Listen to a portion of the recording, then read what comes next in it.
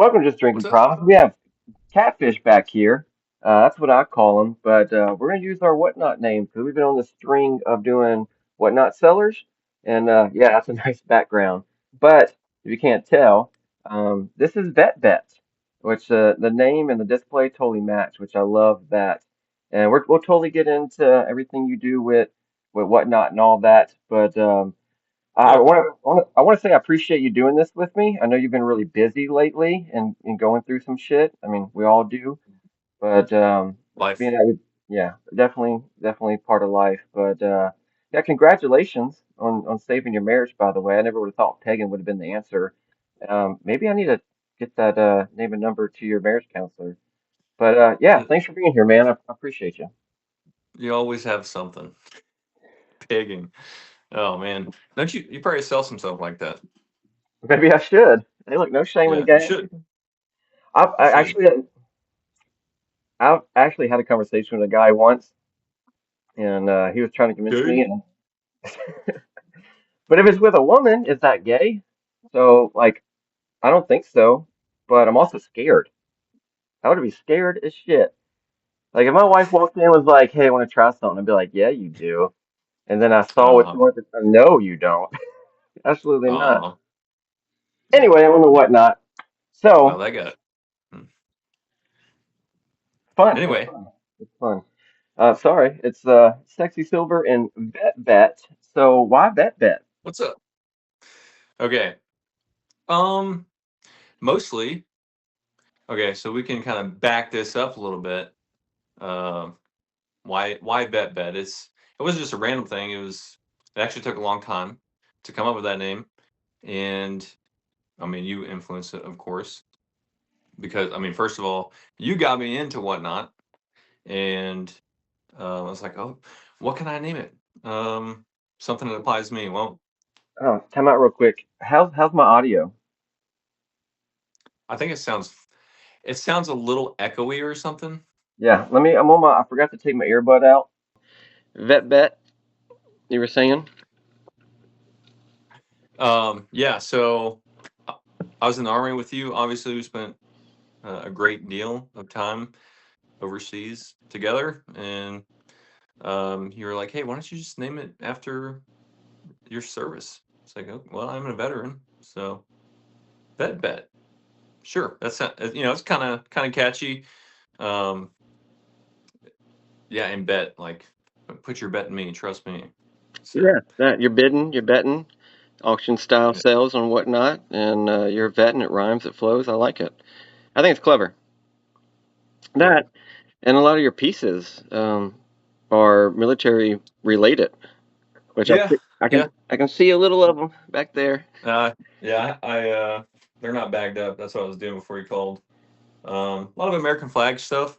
Uh, all sand casted, so do it the hard way, as opposed to investment casting. So there's a lot of time and a lot of work that goes into things like these, but just a little example. The skull with the American flag. Dude, that's I think bad. it looks pretty Bad. cool. Yeah, dude, that's a nice piece. Yeah.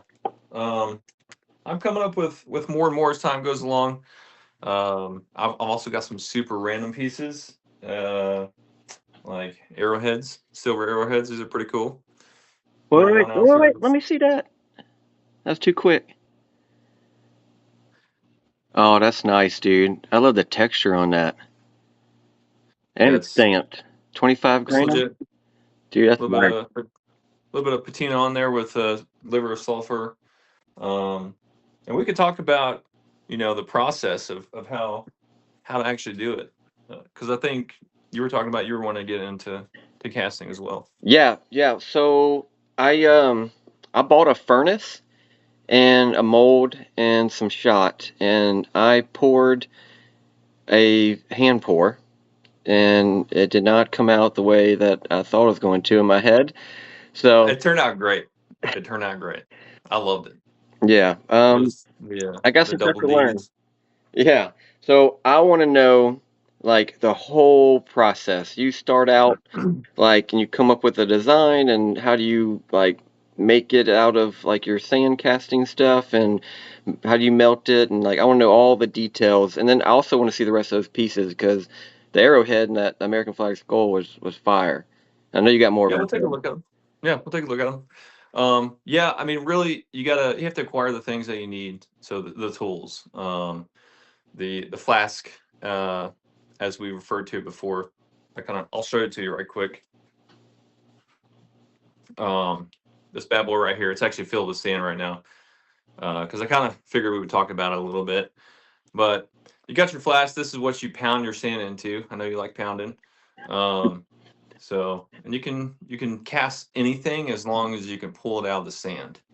Um, so we'll keep talking about the tools. Obviously, you need first of all the silver. Let's talk about that first. I use 395 because that's what's most available in the U.S. A lot of people like to use 495. They say it's easier to melt and to mold, and it comes out cleaner. That's what they say, but I mean it's one more nine, so it doesn't make too much of a difference to me. I've seen things that were stamped 4.9 fine, and if I put it right next to 3.9 fine, like I can't Exactly. tell, dude. Exactly. Yeah, it's silver. And um eventually I'm gonna try out 925 and we'll see how that goes. Because I don't know, haven't done it yet. So but anyway, obviously you have to have the silver. I like to get shot. It's a lot easier to melt. Because the next tool you need is your furnace, your melting furnace. You can buy the little round ones that hook up to a big propane tank, or as I've learned, it's a lot cheaper to just use like a handheld, um, like a what is it uh the small tanks is like 5 pound tank. I think it's Come on, no, it's less than that. It's like Matt a Pro. 1 pound. Yeah, Matt Pro. Um, So Matt Pro with a torch and crucibles, little small white crucibles. I wish I had everything here. I'd show you, but you just have to have something to heat the silver and something to heat it in.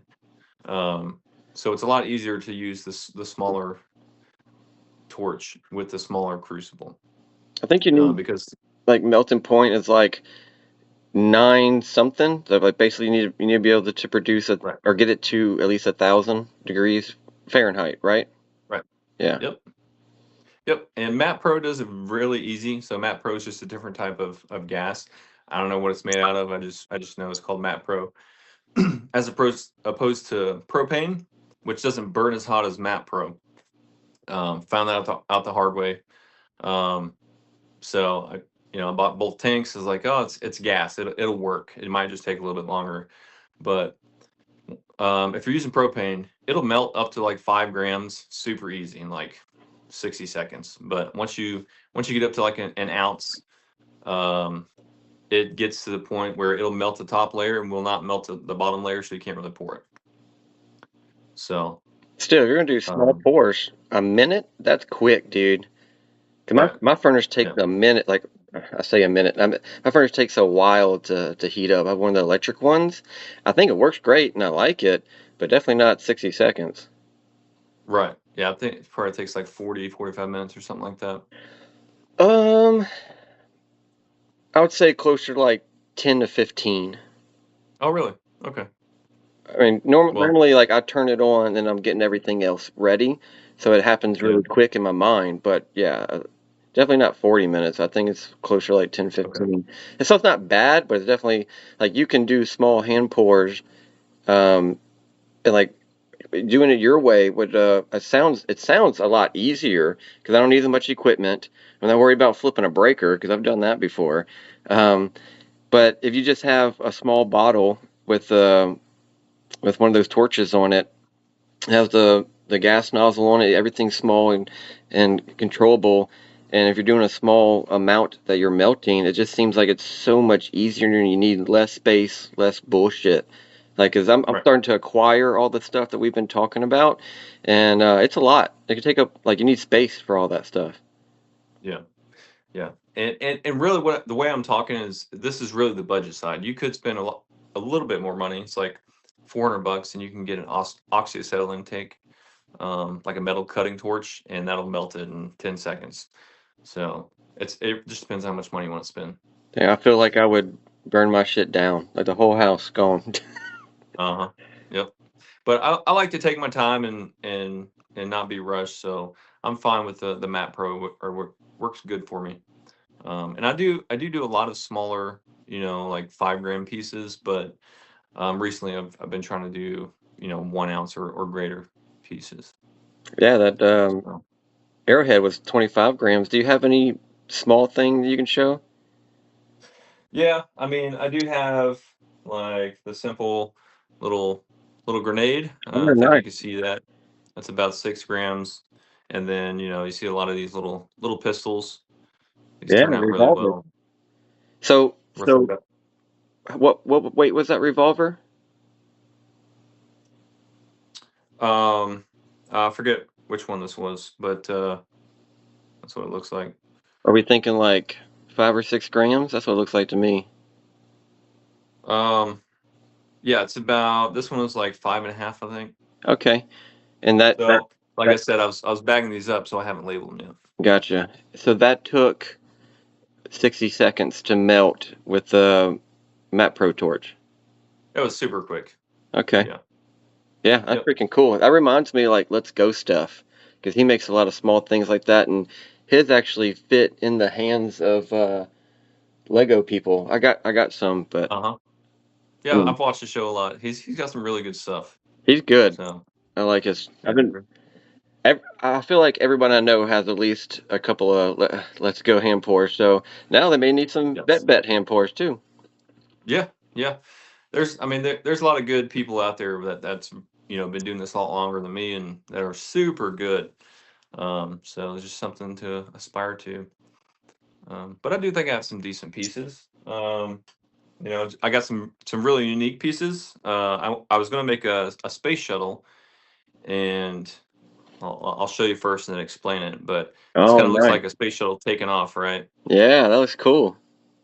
So when you pour the piece in the sandcast in the mold, you pour it from this direction, so it fills up from the bottom, and then this is like the excess, like wasn't part of the piece. But this piece in particular ended up looking really cool because it looks like a space shuttle taking off.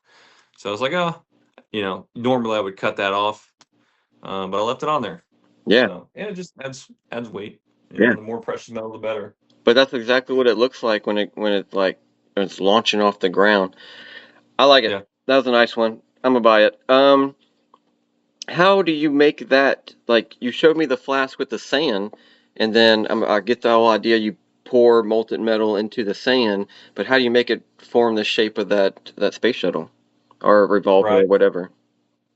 I don't have my models up here. Um, but let's say, for example, let me just find something simple for you. Um, like these 1 ounce skulls.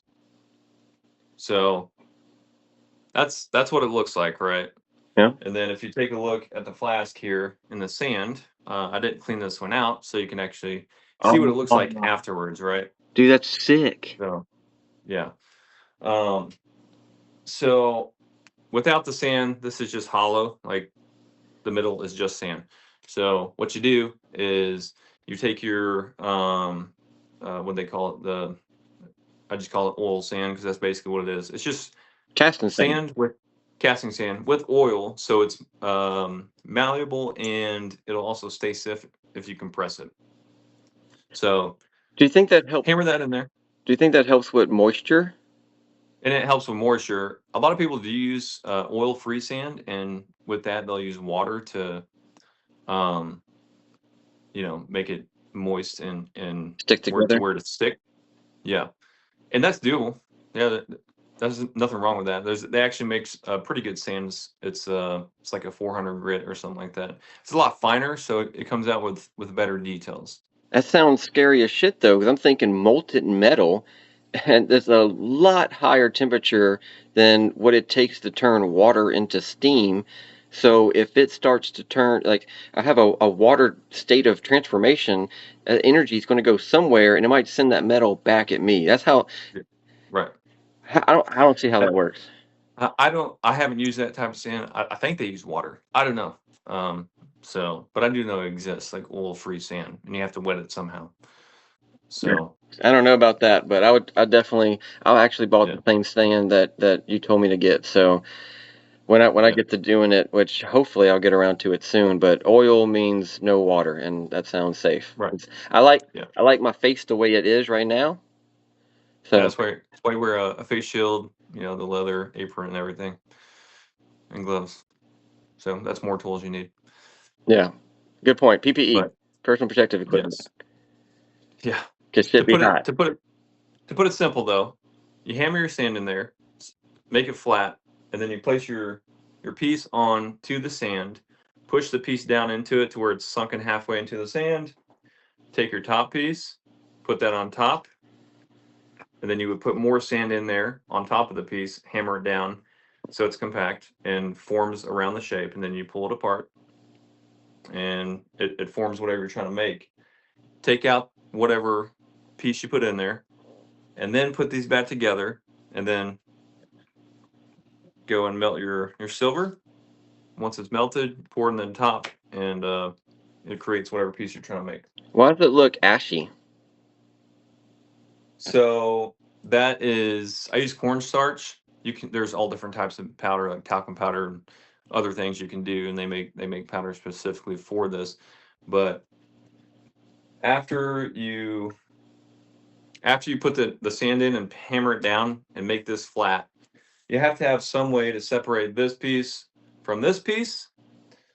So you'll just brush cornstarch or whatever powder you have. I'll take a paintbrush, brush it across the top, blow it off. But it does leave a layer of that fine powder on there so that you can actually separate the two pieces. So the sand don't stick together. Okay, that makes sense. How do you Yep. know how much to hammer it? That's just like a trial and Um, error. it's more like trial and error. You don't want to do it too hard because that just throws sand everywhere and makes it uneven. And you don't want to do it too soft because when you pull the two pieces apart, sand could fall out of the small little cracks and stuff. So you can use a regular hammer to hammer, but I'll show you something you probably think is really cool. Because you were a Black Hawk pilot and crew chief. I don't know if you recognize this or not. Do you have any idea what this was used for? You got me, bro. So night vision goggles, right? When you put them on the front of your flight helmet, you have to have a counterweight so your helmet's not being pushed down. This was counterweights that I use when I was an Apache pilot to kind of make the helmet even. That's So genius. the reason I show you this is because instead of using a hammer, that's relatively small and it takes a longer time with more strikes, I take this heavy ass piece of metal and stick it down in here, and it covers half of it. I hit it a good 3 or 4 times, just scoot it over, hit it a good 3 or 4 times, and then it's compact. Dude, But I just thought that was cool because it's something we used to use. yeah, that's a perfect size. Mine did not look like that at all. What was that? Was it called Wings? That shop right out of outside of Fort Rucker? Right, the hanger. The hangar, yeah. Yeah, I bought one from there. It was like a lead weight, but it was like more round and chunky. Um, Have Velcro on it. yeah, it was Yep. actually, you weren't supposed to use it, but it was the most Right. convenient thing. You're supposed to have like lead shot or metal shot so it'll roll off in the event of a crash. Yeah, but So it was so convenient that it was like, nobody says nothing to me, then it must be legal. right. Yep. Any- Anyway, that's smart. I like that. Yeah. So once you get it molded, take it out, melt your silver with your crucible and your torch, pour it in, um, and then pull it apart, and your piece is whole.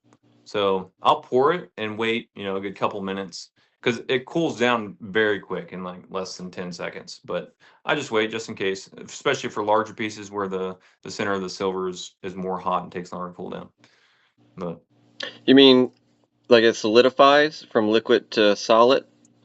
right, yep, In like, so 10 seconds and you can open up the flask?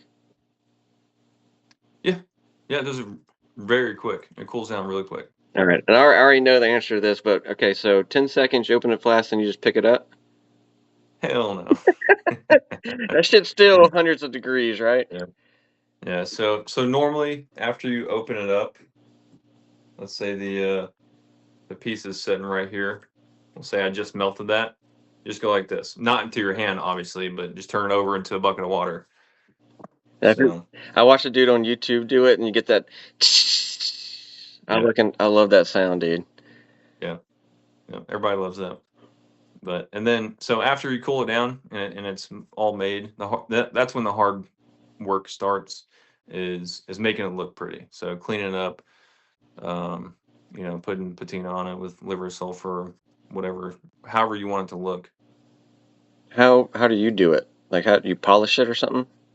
So I take a nylon brush with a Dremel on slow speed just to get whatever sands left on it, or if there are any small burrs. If there's bigger burrs, I'll use a metal cutting tool to get the bigger burrs off, or a pair of wire cutters or something like that. And Okay. then, so it depends on what I want to do with the piece. If I want it to be shiny like this one, or if I want it to be a darker color like this one. Ooh, I like that. Um, yeah, this one's actually a prototype of this other skull, because you can see the front side looks like that, and you turn it around, and the back side is another skull. So like a Um, two different designs for American flag skull, but right. one piece. I like that. I'm gonna buy that one too. You just gotta say one of everything for me. Yep. So, yeah. And I use liver of sulfur to make the darker pieces. It comes in powder or gel, and you just pour it in water, warm water. Put your piece in there for 30 seconds to however long you want it to darken. So the longer you leave it in the liver of sulfur, the darker the piece gets. And then after I pull it out of there, clean it, dry it off, and then I'll use a buffing wheel to make the high rises shine a little bit better. Okay. And then like you said, once your piece is done, you throw it in your bag, like weigh it, right? You have a okay, and then you make a COA and package it Yeah, up, and you're ready for whatnot. pretty much, pretty much. Yep. So in the beginning it takes a long time because you're still learning, going through trial and error. And for one piece, it could take a couple hours, especially with sand casting, because like you said, learning how much to compact the sand, and sometimes in the beginning I would forget the talcum powder in between the layers, so they wouldn't separate and would just mess up. Then I'd have to spend another 15 minutes making the mold, and then yeah, you got to figure out the right temperature to melt the silver. If you don't melt it enough, it clumps up and doesn't fill in the detail and all that. So So basically, you're self-taught. yeah, no, nobody showed me anything. So I retired out of the military last year, and I got a little bored. It's like, man, I need something to do. And I was stacking, collecting silver, and getting into numismatics and stuff. And so I had all the silver. It's like, I wonder if I can change this little 1 ounce round bullion into something cool. And that's where it kind of started from. Yeah, I freaking love that, dude. That's awesome. So yeah, I hope you keep at it and make more cool pieces because you definitely got a buyer in me. Um, Yeah. I love there's just something about hand pours. Obviously, they're super labor intensive, so I think that's why not a lot of people do it. Plus, you got to get all the equipment and get the trial and error, the know-how and stuff. But they're just cool as shit. Like I got one. This one's made by the Lockermint, so it looks like a. Let me make my screen a little bigger. It looks like a magazine. You get That's the cool. yeah, and on the back, this is the way I display it with that snake right there, like a "Don't tread on me" kind of thing. Hell yeah. So I got this from the Lockermint, and it doesn't actually say Lockermint on it or its weight. Let me let me weigh it. Around the COA.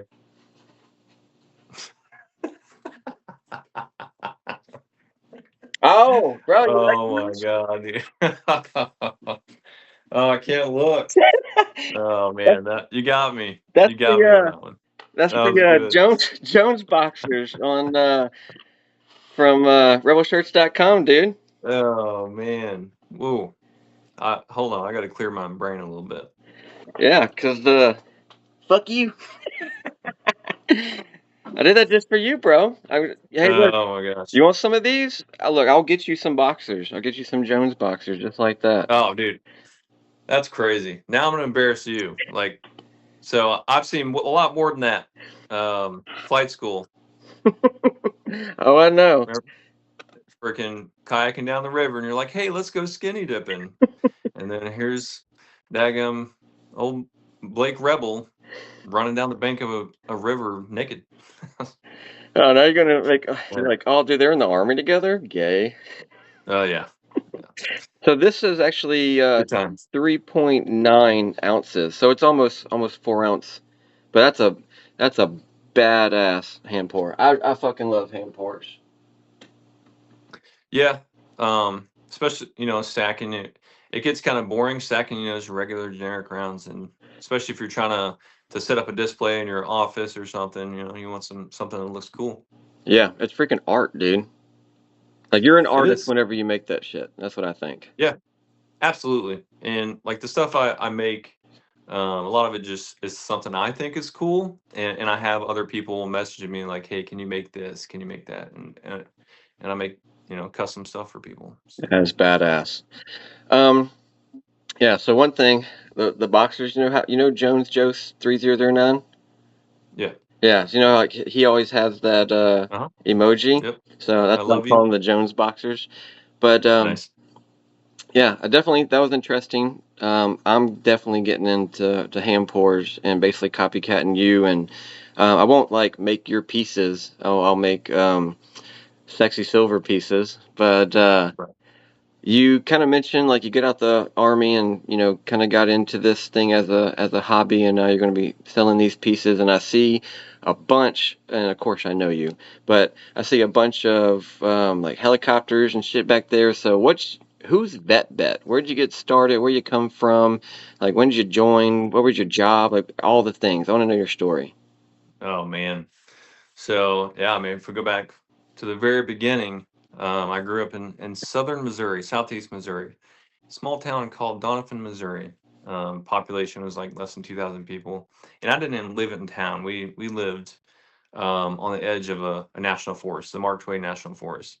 So we had 7 acres growing up, and then I had thousands of acres to go do whatever I wanted with public land. So I was definitely a country boy, needless to say. Yee. Bit of a redneck. Yee. Yeah. Um, so we grew up farming. We had livestock, goats and cows and donkeys and chickens and turkeys and whatever you can think of. We probably had it. Um, so did a lot of farm work. We we were pretty poor. When I say pretty, like we were like bottom of the barrel poor. S- so what we grew is what we ate. So we had like 4 huge 1 acre gardens, and that's what I would do every summer is be out there tilling with this old ass manual push tiller and planting seeds and rowing rows. It's a lot of work. And so I say we're poor. We didn't have a nice house, We the water was out half the time, so we took showers in the creek. We had a crappy little wood stove, so during the winter we'd be cutting wood all winter. A very self-sustained way of living. So it taught me a lot of good morals and ethics as far as life goes. I And I fucking think bet. that translated pretty well into the military. So turn 18, I was like, okay, I'm kind of tired of this. I want to go see the world. Um, and we got uh, Haley, my wife and I got married. I joined the army, and then You got married at um, 13. yeah, we were super young. Yep. Yeah, you So finally all got. in one year, we got married. I joined the army, and we had our first daughter. So a very quick start to life. Yeah, Um, that's young. and You were a then kid. oh heck yeah, dude, I didn't know shit. I guess growing up the way you grew up, you kind of a little more self-reliant. You remind me, like your story. You know, Old Yeller. Yeah. You know, how the kid Yes. grows up and he swims in the drinking water Uh-huh. pond, and he has to like they're living off the Yeah. land and go hunt for their food and stuff. Like I feel like Yeah. you're the dude from Old Yeller. Did you have a dog? Yeah, we had several dogs, but and I had a dog named Yeller. He was the same exact dog as Old Yeller. Of course Yes. you did. Actually, that was like my favorite movie growing up. I know, me too. And we still watch it every now and then. Yeah, it was good shit. Yep. But Okay, so you yeah. married, So Army, daughter. You're 18, 19 at this point, and you go to the Army. What do you do? my father-in-law is the one that he's the only person I know that was ever in the army, and he's the one that got me onto the idea because he had good success with it, and he was an MP, military police, and I was like, all right, that's what I want to do. I want to go be an army MP. So went to the recruiter. It's like, hey, can I do this, or I want this job, and they do the paperwork and stuff and call you back. It's like this job's not available. Do you like helicopters? I was like, sure. And he's like, well, you can be a helicopter mechanic. So that's what I signed up to do, and I'm a Black Hawk mechanic, UH-60, and I did that for half my career. Yeah, I see one right Uh, behind you. yeah, yeah. A lot of my stuff is Black Hawk stuff, um, but so I started out as a mechanic, and then I became a crew chief halfway through that portion of my career, and um, yeah, that was fun. That was a whole lot more fun because you actually get to fly in the helicopter, as you know, because you did the exact same thing. Um, How long were you a crew chief? uh, s- 8 years, Okay. 7 or 8. I think it was 8 years. So I guess units are different. So in my unit, just because you're a UH-60 mechanic does not mean you're a crew chief, right? So Exactly. okay, so how did you go from mechanic to crew chief? So usually how it progresses is they want the squared away people or the competent people to be the ones that are actually in the helicopter flying. So if you do well being a mechanic, it puts a spotlight on you, and they're like, hey, we think you should go fly. We think their biggest thing is safety, obviously, in aviation. So competent people are a little more safe than uncompetent people. So that's how that happened, and I was like, okay, hell yeah, I want to go fly. And then 8 years later, and almost 2,000 flight hours later, I decided that I want to be in control of the helicopter, and went to flight school. Um, but sorry, I know I skip ahead a lot. But anything else about the cruise chief world? I just Machine guns are cool. yeah. That was fun. Yeah, so because obviously we have that in common. I did it for about 10 years, and like I immediately went to being a crew chief. So I actually caught a little bit of hate for that, rightfully so. Wow. Only because pure dumb luck, dude. You're like, and typically you're right. The squared away guys, they're the ones that get requested. Do you want to join? Do you want to come on flight status? And you'll get that flight training. And honestly, I jumped right to the beginning because I graduated high school. 2 months later, basic, straight to AIT. Came home for 2 months, and then Iraq. So I think I went to my unit one time, and then I'm like, all right, I'm going to Iraq. We're gonna go fucking do war shit, I guess. So, what happened is they needed another guy, and I was brand new to the unit. They're like, "Hey, you want to go to Iraq?" And I was like, "I mean, I'm not busy, so I guess why not?" They're like, "Cool, you're in a flight company," and I was like, "Oh shit." All right. So, honestly, um, I learned to be a crew chief in Iraq, which was kind of strange. Little private first class me. Um, but when I got back, obviously, some of the guys that were mechanics for a long time were like, "Who the fuck is this guy?" So anyway, you're always going to have something like that going on. But yeah, I eventually was like, I got to a point where I'm gonna get out because Army be not fun and shit, or I'm going to flight school. So I'm guessing at some point in time you got to that point too, and you're like, I'm tired of being a passenger princess, even though Right. you're right. Machine guns overseas, you're a door gunner, um, and then you're a crew chief all the time. And some of the duties, like basically the pilots are in the pilot seat, and as long as the rotor's turning, they can't get out. Like that's their job. Control the aircraft, and they're managing and responsible for everything. So crew chiefs do literally everything the pilots can't do. They're, loading, unloading, securing cargo, passengers. They're clearing the aircraft because the pilots can't fucking see. There's no rear view mirrors. So quite an interesting job. And I thought the best part of it is you actually get to go see shit. Because I know a lot of Yeah. people that were higher ranking than me, been in the military longer than me, and like they never left the fucking fob, dude.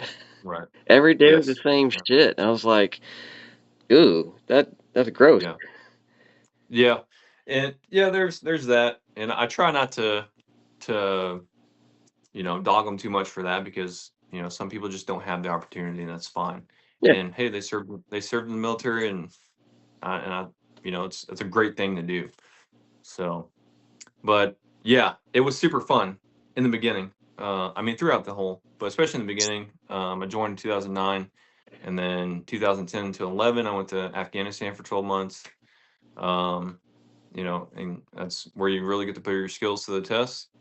And then in 2000, came home 2013 to 2014, went back to Afghanistan for another 9 months. So I racked up a lot of flight time because that's all I did. So I was a crew chief, but I had, I became more and more experienced. So I became a flight instructor, which is the people who teach crew chiefs. And then I got more experience and more flight hours, and then I became a standardization instructor. Those are the people that teach the Flight instructor. flight instructors how to teach the crew chiefs. You're the So fucking man, dude. work my way to the top in that area, and yeah, it got a little bored. It's like, okay, this is the same thing over and over and over. I've learned pretty much everything I need to know. If I've seen and done everything that I thought I could, and like you said, I wanted to sit in the front seat. I wanted to fly. So then that's when I went to flight school. Wait, so how many deployments as a crew chief? Two. Two? Okay, both in Yeah, two, Afghanistan? two, two to Afghanistan. Yep. Okay, and then you went to flight school, and obviously that was an amazing experience because Yeah, that's where we met. you met me. Bro, I Um, can I can imagine, going through flight school without us hanging out. Like we were kind of wild. yeah, I would have been totally miserable if we wouldn't Oh have yeah. done all the things that we did. And it's Uh-huh. funny, it's like I'm listening to you talk about like your military career and your experience here, and it's kind of like, oh yeah, it was fun, or that was good, and or I did this and I learned that, and like it's half appreciation, half disgust. Yeah. I feel like that's most veterans. There's you get both at the same time. Yeah. What do you mean? I mean, like, you're like, I did all these amazing things. I had these life experiences that most people don't have. Like, most people, their idea of the military is Call of Duty or freaking that movie that they saw last week. And, like, that's all they know about it or what the news says that the military is doing. Like, they'll never get to experience that. And then someone like Yeah. you've been around the world multiple times and you didn't just stay on the base, right? Your job was to leave every day and fly around whatever country that you were based in. So like you did amazing things. But at the same time, would you want you have two daughters. Would you want them to follow in your footsteps? Absolutely not. See what I mean now? See what I mean? and and yeah, mostly partly because we know how the military is, and the things you see in the movies, those things do exist and you do experience those, but there's also the rest of the void, that time that you have to spend, doing CQ duty, 24-hour shifts, sitting at a desk, signing people into a building, and stupid stuff like that, or just sitting around for hours, literally doing nothing, or unloading, the big Connex boxes, and then loading it back up, and then the lieutenant's like, "Hey, we forgot to get this," so you have to unload the whole entire thing again. The Um, dumbassery. the dumbassery. There's a lot of it, and it Yeah. adds up, and it Which gets to you. Which why I remember you were on CQ duty one night in flight school, and basically you have a 12-hour shift of just sitting at a desk. You know, if the phone rings, you got to answer it. Somebody walks in, they got to sign in with you. And I remember I went and picked up a bunch of food, and I brought my NES, the original Uh-huh. Nintendo, and we were just pigging out and freaking playing Nintendo's best CQ duty Yeah. ever. Yeah, that's the one you bought for me. Yeah, I still have it, dude. Like it's literally right there, and actually kept one of the old school TVs. That kind of like it's. I think it's like A a boob 20. tube. Yeah, boob tube. It's like 27-inch screen, but weighs like 10,000 pounds. Just so Yeah. I can play Duck Hunter, like the Duck Hunter that came on the original Mario Brothers game, and had a little orange gun. Because that like honestly, Yeah. that's the best way to teach new shooters how to shoot. Just, Yeah. hey, here's your grip, trigger pull, sight picture. I taught my boy, Yeah. well, at least my oldest one, like my youngest one's not quite there yet, but he likes to play the game. Um, Right. anyway, all right, so It's a simple concept. yeah, so where do we leave off at? All right, you're in flight school, you graduate, then what? Um, well, I mean, first of all, it takes a long time to get into flight school because you have to create this whole entire application, which can take a long time because you have to get all these recommendations and all that. And it took me a good year to do that. Um, so yeah, I got accepted into flight school. We were in Germany at the time. That's where we were stationed. Me and the whole family were over there. We were there for about 2 years. And then, so I was an E5 or a sergeant, and I had just gotten the paperwork to go to ALC, they call it, which is the school you go to become the next rank, which is staff sergeant. And at the exact same time, I got my flight school acceptance letter, and I was like, nope, I'm done being enlisted. Have fun with that. I'm gonna go fly helicopters. Bye, bitches. Um, yeah. So, and I'm skipping a lot of stuff because, sorry, my dog is messing with me. Needs my attention. That But Ranger? it's Chief, Oh, Chief, good my bad. old Chiefy. Yeah. Um, but yeah, in Germany, I was a Lakota crew chief.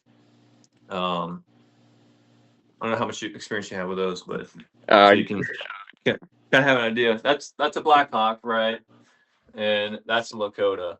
so, So all right, I'm interjecting here. Whenever we were in flight school, we were in the same class together, and you don't start off on the Black Hawk. That's like your go to war aircraft. You start on a smaller aircraft to learn.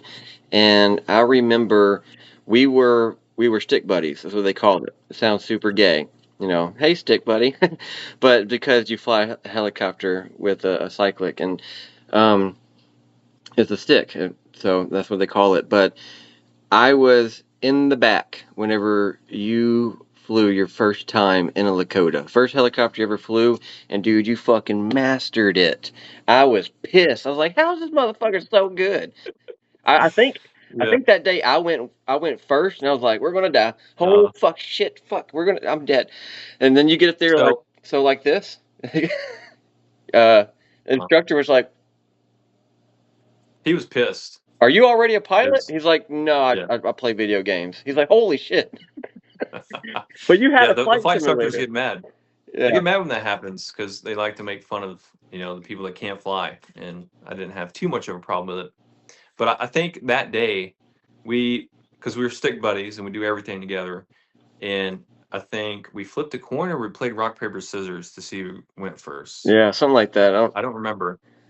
But yeah, I think you went first, and it's like, man, this is bullshit. But that actually wasn't my first time flying. I had flown one time prior to that, and it was just a hover back to Germany. I was a Lakota crew chief, same duties as being a Black Hawk crew chief, and they can fly single pilot legally. So there's two seats in the front. Um, and I was helping this guy do a test flight, and he's like, "Hey, you wanna hold the controls and fly?" I was like, "Yeah." So I hovered for a good 2 minutes, and it was the same thing as you saw the first time I flew in flight school. It just came naturally. Um, and I think, and I say it's mostly because I played a lot of Microsoft Flight Simulator on deployment. Like I did that all the time. So it just kind of instilled the basic concept of how to fly. Um, Yeah, so but yeah, parents, let your kids play video games because you never know what those hand-eye coordination skills will do for them one day. absolutely. And I didn't grow up playing video games. That's literally the only game I played was this flight simulator because when I was a crew chief, I was like, man, one day I wish I could fly. Or in the back of my head, this dog, man, I thought golly, I saw a 3D printer back there. yeah. In the back of my head, it's like any other man. Like when you take a commercial flight to somewhere, and you're like, man, if the pilots die, can I fly this plane? It's kind of that had something to do with it, like Yeah. because I thousands of hours flying in the backseat of a Black Hawk. It's like, and I've seen, there's some shitty pilots out there. So, or you're just in war, and what if they get shot? But anyway, Which yeah, it came naturally. which that kind of is a thing. So as a crew chief, there's at least in a Black Hawk, there's two handles you can pull. They remove pins from the seat, and you lay the seat down, unbuckle that dead motherfucker, pull him out, right? And like you could just replace them. I mean, obviously, crew chiefs don't have flight training, but Yeah. there's definitely a way that could be. I mean, hit the ground or take over. I mean, but there's two pilots, and they are covered by some Kevlar. But I've never Yes, heard of it that almost happening. happened a lot of times. I I've never heard that happening. I don't think, but it's almost happened to us. Like every time we come back from a mission, there'd be bullet holes all in the helicopter, and That's crazy. like right behind the pilot's head, and right behind right above my head, and in the rotor blades and everything. It's just a normal day, And so the possibility is real. that aircraft, it's not built to be like a tank. It's aluminum. So Right. so in everything inside of that aluminum is wires that are important, hydraulic lines, fuel lines. Like you got all these components, and now they're built with redundancy to take a bullet hole here or there, but you can't take them everywhere. Right. Yeah, and like the seats are armor plated, and you have armor plates on the side of the doors, but they're really small, and you have all these open windows with plenty of room for bullets to come in. But yeah, so we did we saw a lot of action. We especially with we're an air assault task force, so we did a lot of vehicle interdiction, which is literally pulling vehicles over out in the desert, with terrorists in them.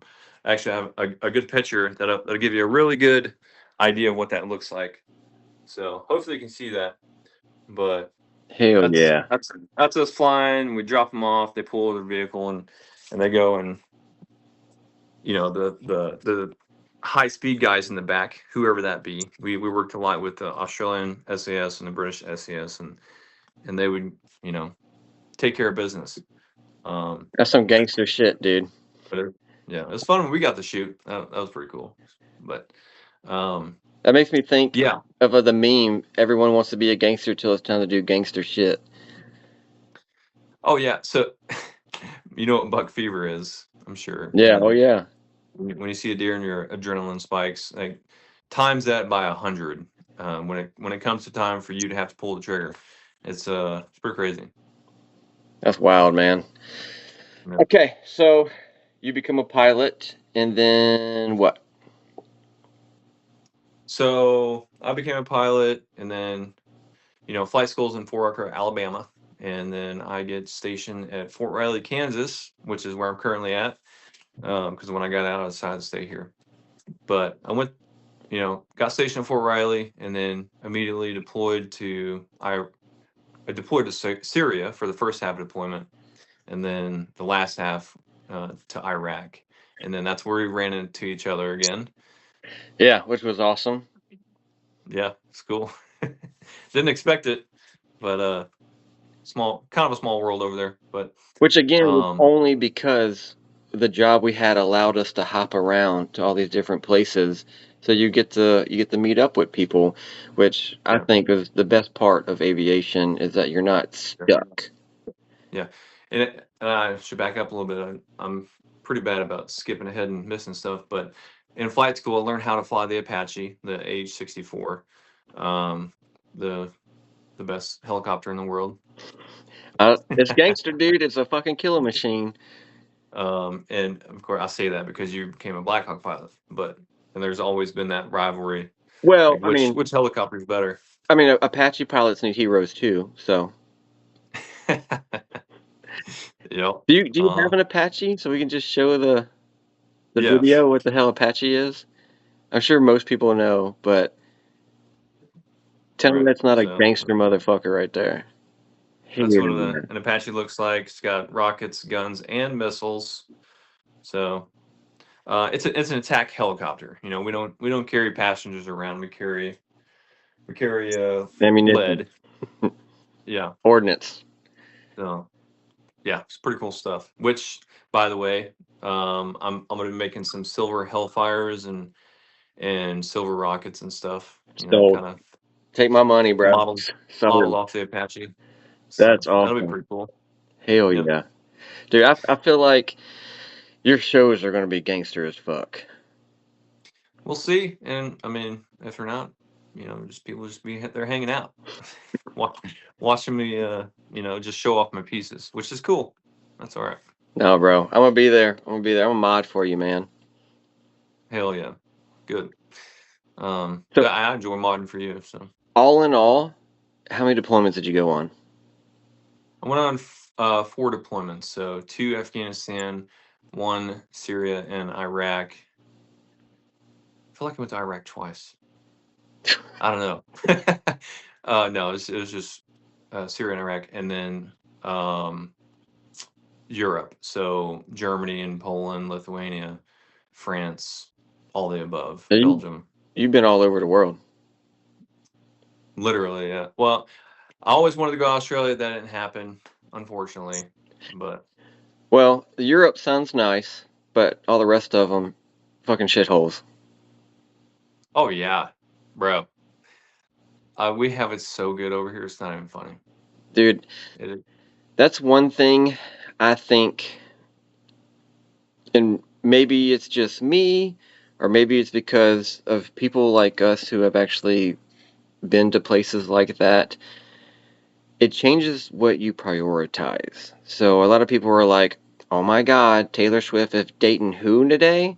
Or "I can't believe that this happened." Like just whatever they think is like a big deal or important. Like, I'm like, "You're a fucking idiot." Uh-huh. Yep. And then are you if you're I complain. I love to complain. I reserve all rights to always I do complain. too. Yep. But America. but I mean honestly, man, it's insanely hard not to love America. We have I could talk for the next 12 hours and list a trillion of issues and problems with America, but we have it so fucking good, dude. It's Yep. insane. It's insane. Yep. We even our poorest live like kings compared to a huge percentage of the population of humans on this planet. Yep. Like it's insane how good we fucking have it.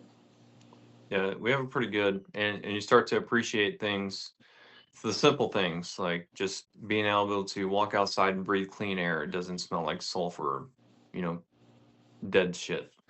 So To not get it's fucking pretty good over bombed here. every day. How many Uh, days, whenever you were in Iraq, how many days did you have on your entire deployment or Afghanistan where there wasn't some type of incoming?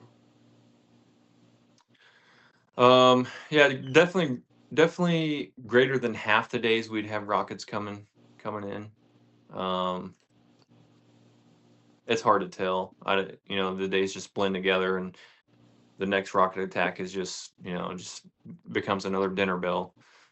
It's just normal. Did you say about 50% Um, or more? at least 50%, like for sure. It depends on where you're at. So when I was at Fob Shank in Afghanistan, like it was literally almost every day. Um, so when the terrorists, they'll set up a little cannon tube, and set some kind of delayed trigger mechanism to where they can run away before it goes off. Like a But block of it'll ice. go right. It'll melt, and then it makes contact and shoots the rocket off toward the base. And they got really, really accurate with it, because they've been doing it for a long time. And so the rocket will come inbound. And if we're lucky, the phalanx, the gun that shoots the rockets down, will start going off and shoot it down. But when they shoot 10 to 15 rockets at a time, there's only so much that defense can do. But we have really good systems that detect when stuff like that goes off. So this really loud warning siren goes off. It'll say like rocket attack or rocket inbound or something like that. And everybody runs to these concrete bunkers and huddles down and just trying to stay protected because who knows where those are going to land. No one knows. And then yeah, because I'll be walking down the flight line and one will hit between the Apaches and the Blackhawks, and shrapnel goes and busts out all the windows in the Apaches, and rocks start flying. You hit the ground because you don't have time to run to a bunker, and rocks and stuff are landing around you. So when you go through that a few times, it just becomes very normal. So like if you're sleeping and they shoot one at night, and you hear the siren going off, it's like, bro, I'd rather sleep than, yeah, I'm not getting up. If it's my time, it's my time. Yeah, So fuck it. that was the saying over there. But yeah, not fun. Yeah, my first deployment definitely more active than my second. So 0809, I was in Balad, Iraq, and at that moment in time, it was the busiest airport. Oh, you're petting the dog? I was wondering if you. Bro, he will not leave me alone at all. What up, Look at that. Chief? He's like, why you hold me? There, he's a W5, bro. Yep. Um, yeah, at the time, it was the busiest airport as far as aircraft taking off and landing, and it was one of the hottest spots at that moment in time, for like just attacks all the fucking time, dude. So it got to a point real quick. Like when you first get there, it's creepy as shit because you never know what's going to fall on you. But it gets to a point. Like I remember, like a week or two before I was coming home. So we had like our whole company was in these shoes on the army side of the flight line, and we kind of like lived there the entire time. But our incoming unit needed to take over those hooches, so we went to transient housing on the other side of the base, and it was the Air Force side. So we started going to the Air Force defects, like where we eat, and Army guys typically did 9 months or more deployments, but Air Force did like 6 months, so they were always getting new people in, and you would know it because one, they're Air Force, and two, all their gear is brand new, clean, like they look like they just came out of the GI Joe box, right? And we were walking to the defect, and freaking incoming came in, started hearing the explosions, and these Air Force people start hitting the fucking dirt. I was like, bro, get up, dude. You're gonna be dirty. Yes. Uh-huh. It was Yep. funny because you just get numb to it. You're like, I can't stop it, right? So, Right. Yeah. No, I remember feeling like that. Like the first time I went to Afghanistan, first day got stepped off the C-130, and on the way there, I was expecting it to be like, this war movie where you immediately step into bullets flying. It's not like that. It takes time. Eventually you'll get there. mm-hmm. But yeah. Well, man, Pause. This um, fucking dog. I need to take him outside. He will not fucking leave me alone. all right. Well, you want to wrap it up? We're about an hour, Yeah. or do you I want to mean, that's pause? fine. It's up to you. We can. No, it's up to you, really, because we can still come up with a bunch of shit to talk about. What are we at? We're in an hour. Yeah, we're about an hour right now. I'm gonna cut off a little bit of beginning of recording. We were kind of just getting ready or whatever. Basically, the end of your story, because I already know it. Not only did you transition, so you became a crew chief and then a flight instructor and then a standardization crew chief and then you went to flight school, and then became an IP, an instructor pilot. So you actually taught the other pilots. So you basically hit all the positions, and man, it was definitely awesome flying with you and watching your career grow the way it did. And now that you're out, do you have any regrets? Regrets. Oh man, I don't know. I'm sure I do about some stuff. But no, I don't because I'm out now. Freaking, I love being a civilian. I love being able to grow this beard out Hell that yeah, I dude. wasn't able to do for a very long time. So no, I guess I don't really have any regrets.